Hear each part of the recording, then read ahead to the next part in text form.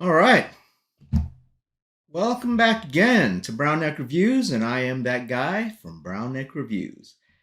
Today we're going to be talking about a body swap that I'm going to be doing on my RC10 B6.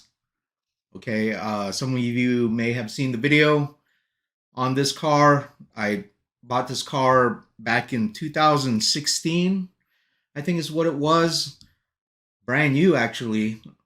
Um, and it was my first two-wheel drive buggy that I had bought since I think it was the late 80s or so. And I just wanted a modern buggy, so I picked this up. I don't even remember where I got it, but I know it was on sale. And when I originally bought it, it came with a cab forward body, which is to me is still a no go. I know some of you guys like it, but I just don't like it. And I wanted a body that basically took me back to the mid 80s, mid to late 80s when I was into RC cars as a younger person. So I put this ProTech RC10 body on it, and this body is now probably 8 years old. I think 2016. Yeah, so about 8 years old, and I've run it quite a bit, and so now it is kind of a little bit worn. So I wanted a new look for this car. Now I was looking at the B7s, that is the current model or competition model from Associated, but the chassis still basically looked the same as the B6, and so I couldn't justify having to buy a whole new chassis just to put a new body on it. So I'm gonna put a new body on this car. This is the body that's gonna come off. Here's the wing. Okay, mounted with the original way that we mounted wings back in the day using wires and these wire wing mounts right there. And I have it mounted with, I think these are actually body retainers or battery retainers for a battery that I put on here. Kind of did a little bit of fabrication. I don't know if drilling two holes is fabrication, but that's what I did. So there's the original, well, not the original, but the ProTech body that I bought for it to go on there. And here's the chassis. Just a quick look. Standard B6, modern format, modern layout, two-wheel drive chassis. All right, nothing special. All right, and the new body that I will be mounting to it will be this right here.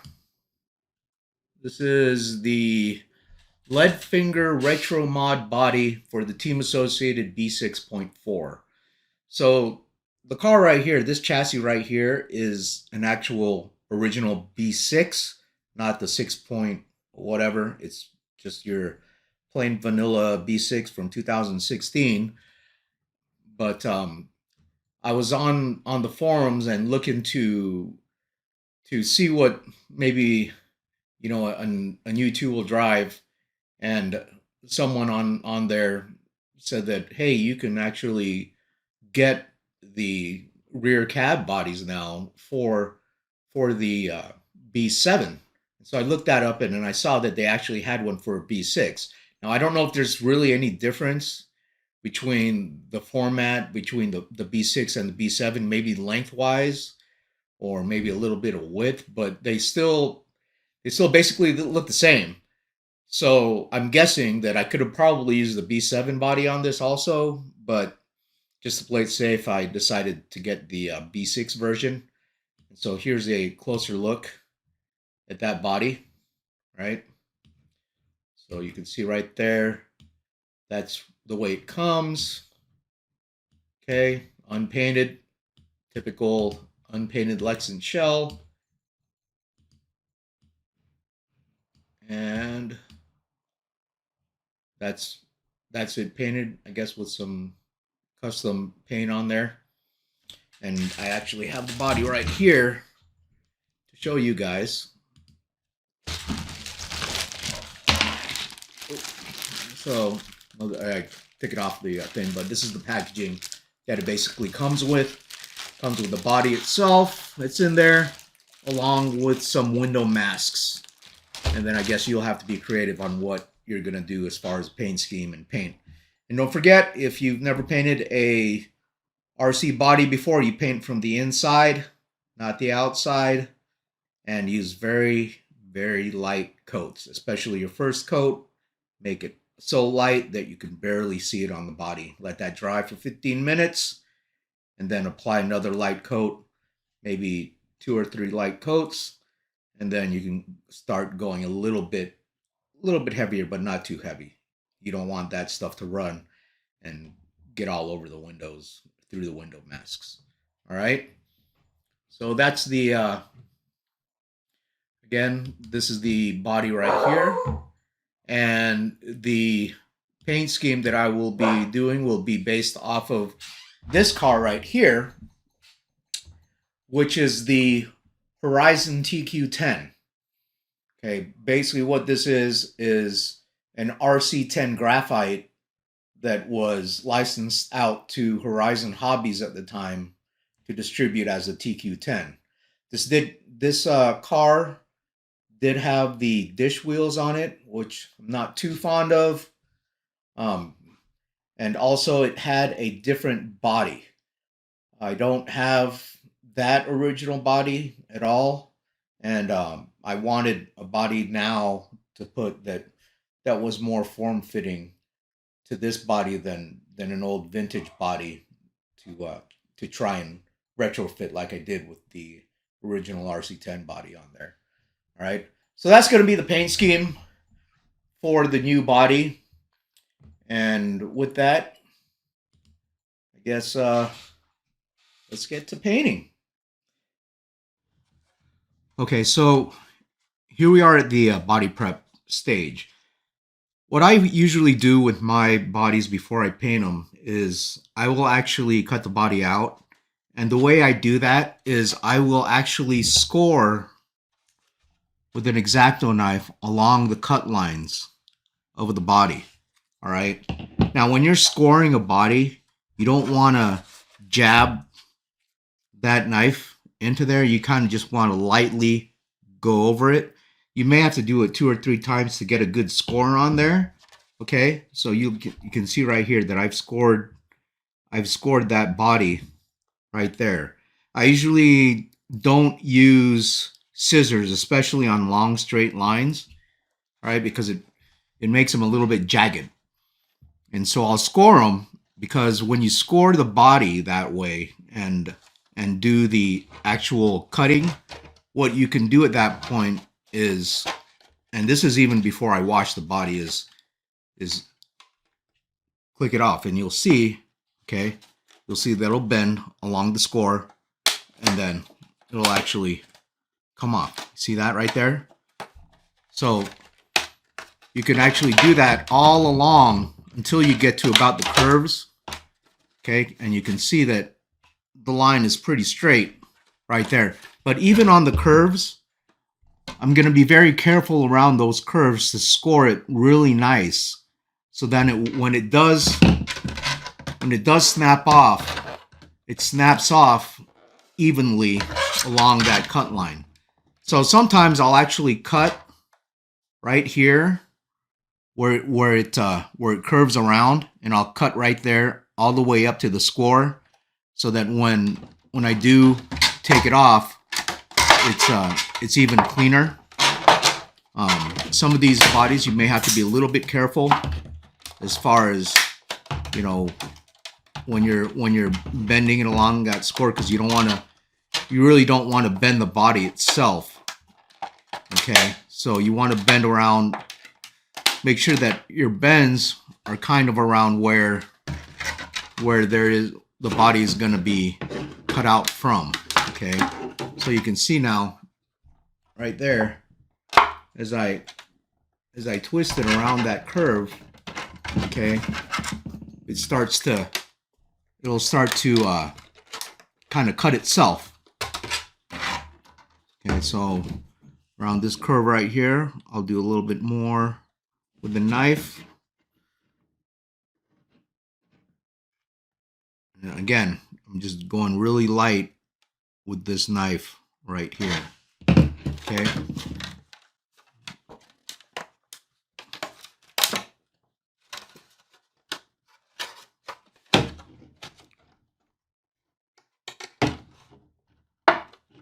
Right.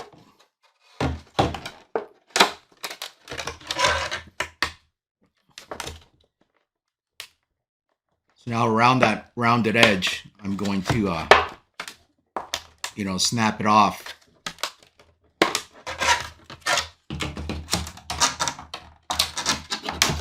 There you go. So you can see right there on that rounded edge right here, okay, where it curves like that, it's nice and smooth. All right. And so I'll do that all around the body until I get the whole body basically taken out. But take your time when doing this, because sometimes when you snap this, you may actually cut into the plastic. So that's why I said, just be careful, and especially when you're going around those curves, you don't want to screw the body up. So what I'm gonna do, I'm gonna finish basically cutting this body out, and then we'll be back. All right. All right, so here I did cut some more along there. Okay, couple, and you see how I cut it going up to the point where it changes.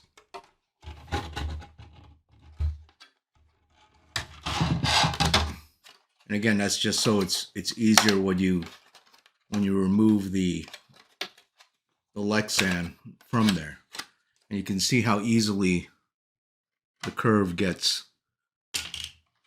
formed there from scoring it. Okay, so you could bend it basically like in and out, just to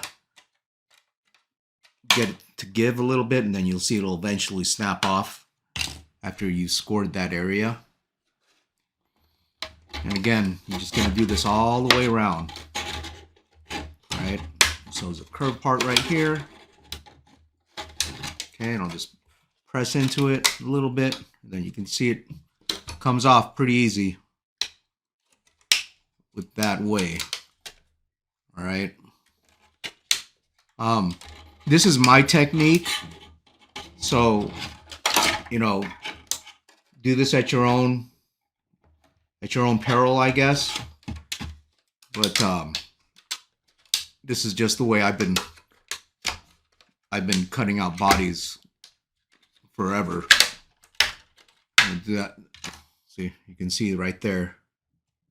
It's pretty clean break as far as the Lexan is concerned, from scoring it and then just kind of peeling it off right there. Okay, up to this point, I still have not removed the paint film or washed it. All right, and the reason why I don't wash it yet is because as you're doing this, your fingerprints are going to get all over the inside, and you want to wash it once you're actually ready or almost ready to paint, and you're not going to be touching the inside of the body anymore before painting it. Right? So there you go. Another one here. There. Again, be very careful when you're cutting,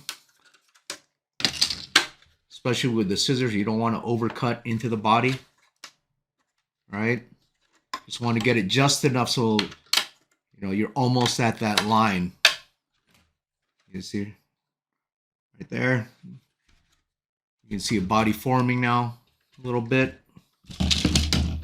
right? And if you do cut by the line, cut along the line or the score line with the scissors, okay? And the pressure that you put on it will eventually cause it to kind of snap off on its own sometimes. Right, so this is kind of a tricky part right here. I'm going to cut up to that score line again.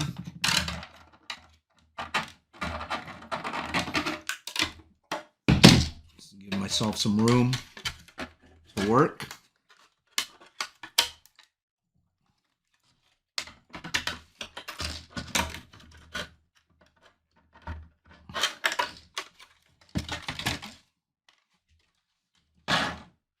All right, we're back. So I just painted up the body.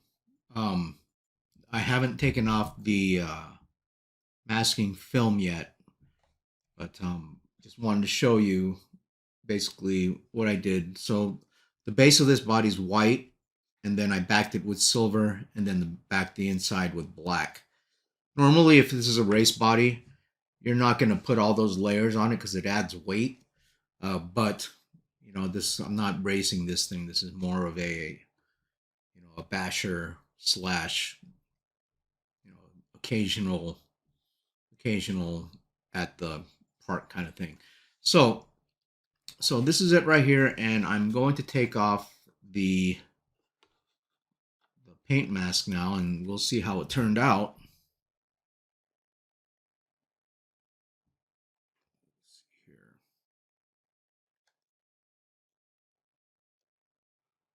The good thing about these paint masks is that they're applied directly on the body, and so they stick really good, which is good. So it doesn't get all over, the paint doesn't get all over the place.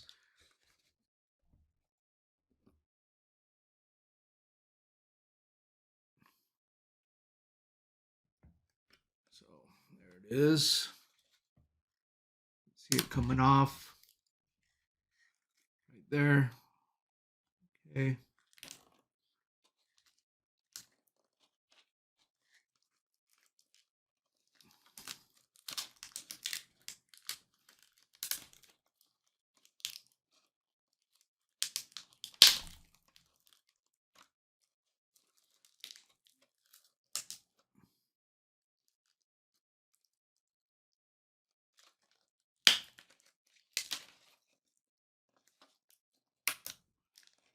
All right.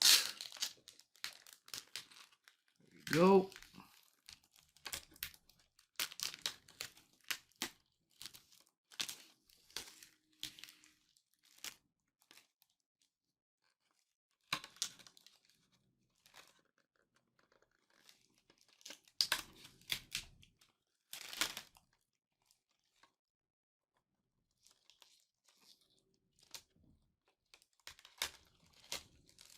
And there it is.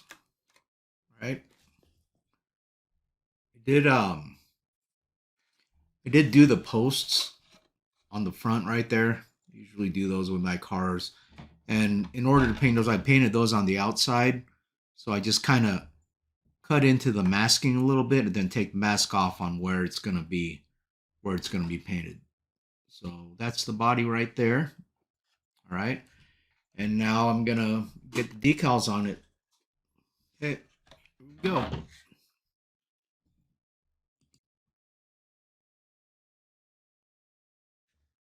All right, so we're back. I got the decals on. Now it's not, I don't think it's 100% accurate to the placement on where it was on the original TQ10, but I guess it's close enough for me. So this is what it looks like now. All right. So you can see that by just changing the body on a modern RC car and maybe the tires and wheels, you can basically create, you know, almost a totally different vibe. And B6's are not the newest one anymore. So that belongs to the B7. But when I looked at the B7, the chassis configuration still looked pretty much the same. And I think I did a previous video on the Yokomo YZ4 SF2 versus the well, not versus, but a little comparison to the MO 1.0 and MO 2.0, because I haven't seen anything really major change with these race cars in the last couple of years. I think after around 2012, they pretty much almost stayed the same. So here's my B6, and um, you can do the same thing. Basically, this was just a white paint job with some MCI decals that I got online, and you can do the same thing if you go and pick up an old race buggy from somebody like a B6 or something, and turn it into something like this. It's totally doable. And you saw earlier with this body, it's the Leadfinger B6.3 retro mod body is what they call it. Uh, you can basically create the same thing. I may do one if I decide to get another buggy later on, but right now this is the only two-wheel drive modern buggy that I have, and it was pretty much well used, for the last couple of years, basically as a basher than more than a racing car. But I did race it. I think the first year that I had it, I did pretty well with it, and it was fun. But now it's more of a I guess plaything, and something that I'll let people just kind of drive around to understand how RC cars run. So with that, that's all I got for tonight. And so God bless you, God bless America, and God bless the troops.